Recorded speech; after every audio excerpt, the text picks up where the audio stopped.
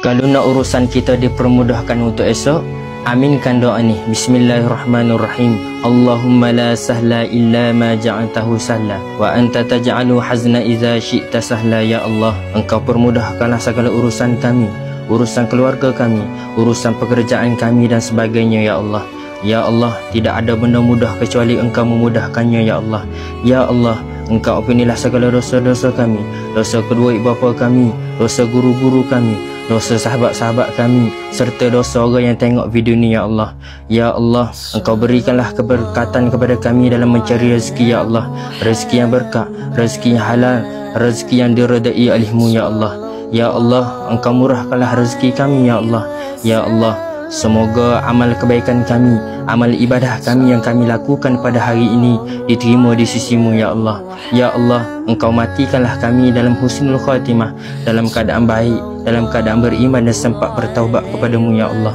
ya Allah, jadikanlah hari ini lebih baik dari semalam dan esok merupakan hari yang terbaik bagi kami. Ya Allah, Rabbana atina fid dunya hasanah wa fil akhirati hasanah wa qina azabannar walhamdulillahi rabbil alamin.